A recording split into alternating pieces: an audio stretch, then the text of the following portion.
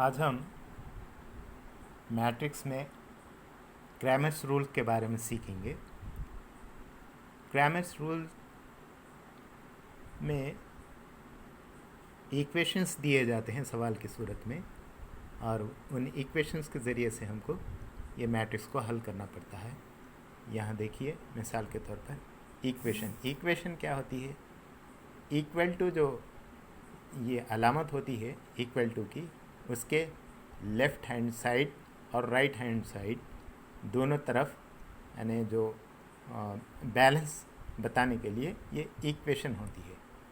यानी ये इक्वल होता है इसके, यानी left hand side equal to right hand side, ये इक्वेशन कहलाती है।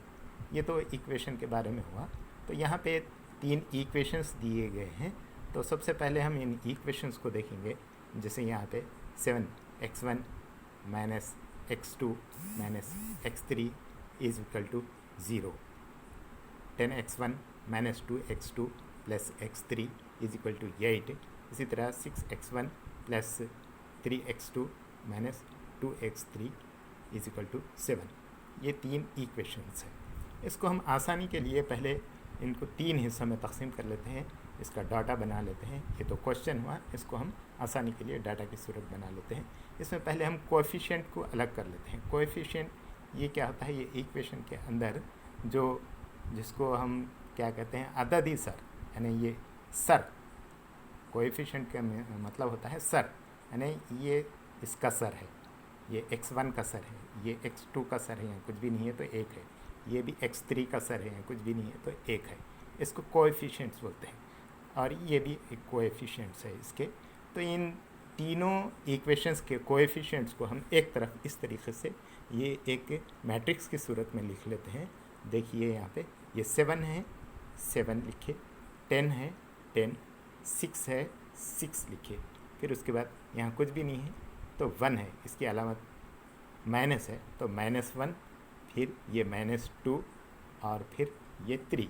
इसी तरीके से -1 यहाँ कुछ भी नहीं है, -1, फिर ये x प्लस है 1 यानी प्लस की अलामत के साथ, और ये -2 है, -2। ये कोएफिशिएंट्स हम लिख लिए, ये यहाँ जो है वो हम कोएफिशिएंट्स लिख लिए। उसके बाद हम वेरिएबल्स पे आते हैं। वेरिएबल्स क्या हैं यहाँ? यानी x1 है, चेंजिंग यानी चेंज होते हुए वेरिएबल्स, यानी x1, x2, x3। यानी ये पहला जो मेंबर है x1 वाला है, ये x2 वाला मेंबर है, ये x3। ये नहीं भी दे सकता है, 1, 2, 3 नहीं भी दे सकता है, और बाद मरतबा x की जगह y भी हो सकता है, y1, y2, y3 भी हो सकता है। तो हम इसको हम एक कॉलम की सूरत में नहीं, यानी इसमें वेरिएबल्स कितने हैं? x1 है, x2 है, x3, x1, x2, x3, ये वेरिएबल्स है। और उसके बाद कॉन्स्टेंट्स को भी हम बना लेते हैं एक कॉलम की सूरत में। कॉन्स्टेंट यानी मुस्तक़िल 0 है, 8 है, 7 है।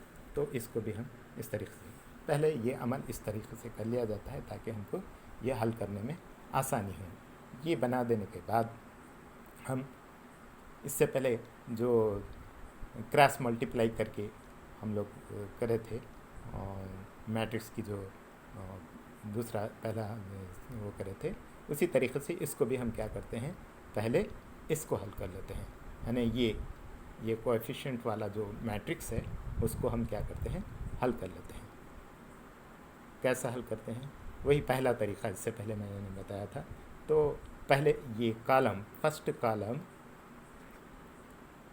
कॉलम जो है ना, फर्स्ट कॉलम को और फर्स्ट रो को हम कैंसिल कर देते हैं।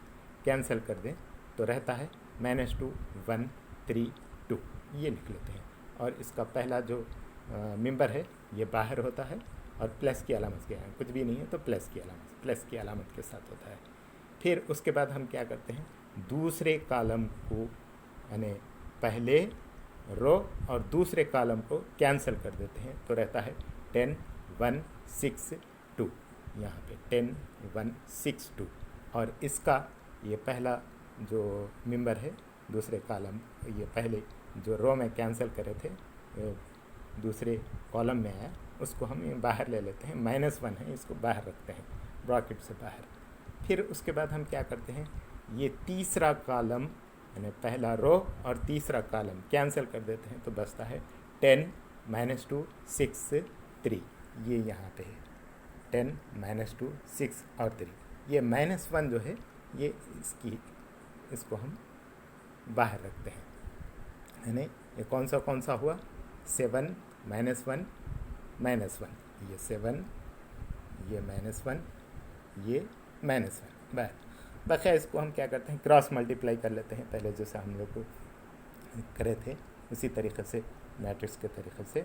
ये -2 × -2 ऐसे और 3 × 1 इस तरीके से हम उसको कर लेते हैं। और यहाँ पे देखो -2 × -2 +4 होता है और 1 × 3 3 होता है। बीच में अलामत जो आती है दोनों के बीच में माइनस की अलामत आती है। और इसी तरीके से इसको भी हम 10 × -2 -20 होता है, 6 × 1 6 होता है, बीच में अलामत माइनस की आती है, ये बाहर 1 इसका है। और इसी तरीके से 10 × 3 30 होता है, प्लस 6 × -2 ये होता है 12। अलामत माइनस की थी और यहाँ पे भी मैंने इसलिए वो प्लस हो गई। इस तरीके से इसको हल कर लें तो ये अंदर का जो होता है 7 +4 -1 1 हो जाता है, 7 1 = 1 7। और इस तरीके से -20 -6 -26 × 1 -26 होता है। और इसी तरीके से यहाँ पे 30 + 12 42 होता है। और -1 से इंटू कर दें तो -42 हो गया। इस तरीके से इसको हम सॉल्व कर लेंगे 7 -26 और -42, इसका टोटल अगर सॉल्व करें तो 61 -61 इसका ये आता है। यानी हम ये पहला मरहला मुकम्मल कोएफिशिएंट को सॉल्व कर लिए। कोएफिशिएंट को सॉल्व कर लेने के बाद इसको हम नाम देंगे ए का नाम देंगे। ये पहला जो मरहला है ये क्रैमर्स रूल का, इसको हम नाम देते हैं ए का। इसको सॉल्व कर लिए, ए = दिस वन -61 आ गया। अब उसके बाद दूसरा जो मरहला का उसका करने का है, सॉल्व करने का है, उसको A1 का नाम देते हैं। A1 का नाम देते हैं। इस A1 को क्या करते हैं हम, इसमें इसी को लेते हैं, ये पहले वाले को हम मिसाल के तौर पर यहाँ पे मैं बता रहा हूँ। ये तो बजाय अब इससे पहले हम लोग क्या किए थे, पहला रो और पहला कॉलम कैंसिल किए थे।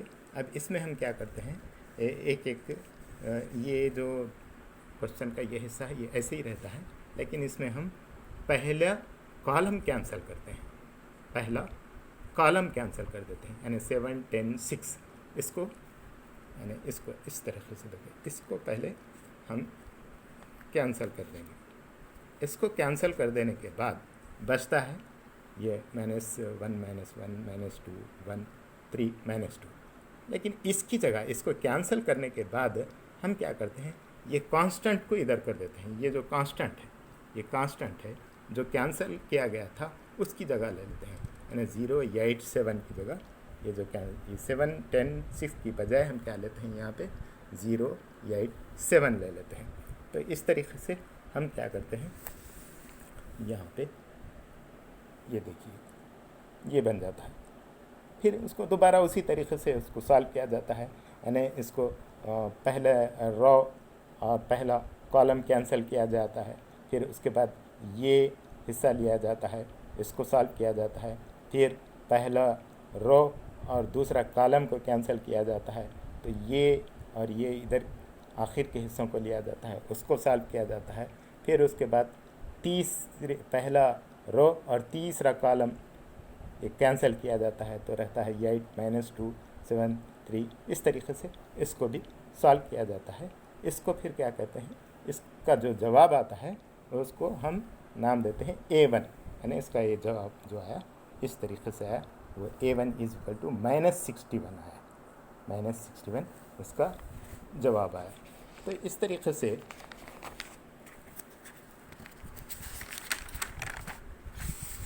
अब यहाँ और एक दूसरा हिस्सा जो है A2 लेते हैं और एक हिस्सा उसको A2 की तौर पे लेते हैं। A2 में भी हम क्या करते हैं, यानी हमारे ये जो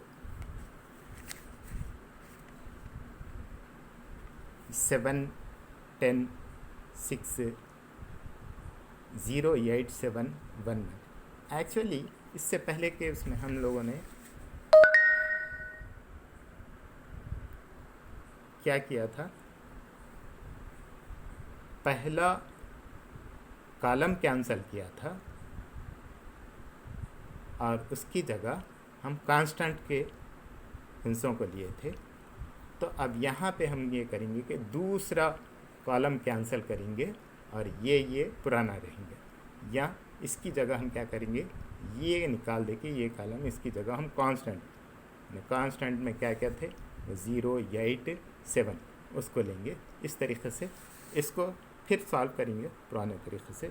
इसमें आखिर में जो जवाब आएगा 183, यानी A2 183 आएगा।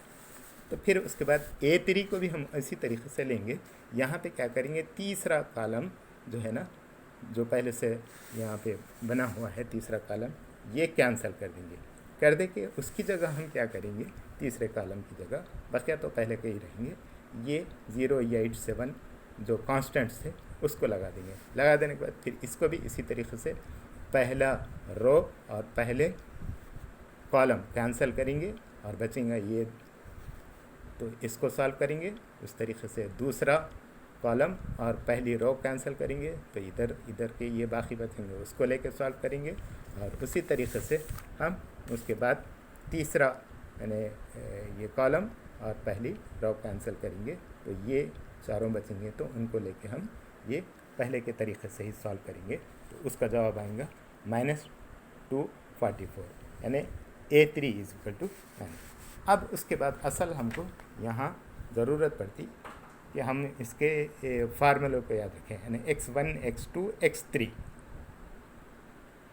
कि ये सब का ये हासिल जो रहेगा वो क्या रहेगा, x1 जो है, x1 क्या रहेगा, इसका फार्मूले के हिसाब से x1 जो रहेगा वो A1 बटे A, फिर x2 रहेगा A2/A, x3 रहेगा A3, यानी A1 का जो वैल्यू आया था ऊपर पहले यहाँ रहेगा और नीचे A का वैल्यू, फिर उसके बाद A2 का वैल्यू, फिर A का वैल्यू, A3 का वैल्यू और फिर A का वैल्यू सब नीचे आएंगे और A1 A2 A3 के वैल्यूज ऊपर आएंगे। इसको हम डिवाइडेड बाई करके सॉल्व करेंगे।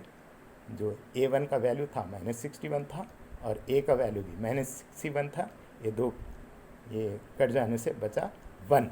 इस तरीके से x2 का वैल्यू में भी उसी तरीके से लेंगे हम। ये A2 जो था 183 था, A -61 था, इसको हम कट कर दें तो बाकी जो बचता है 2 आएगा। और x3 में भी हम ये जो है ना A3/A, A3 का वैल्यू -244 था और डिवाइडेड बाई A 61 था = 3 है। इस तरीके से हम इसका जवाब आएगा x = 1, x2 = 2, x3 = 3। इसका जवाब आएगा। ये है क्रैमर्स रूल के तरीक़ा, जिसके ज़रिए से हम इसको सॉल्व कर सकते हैं।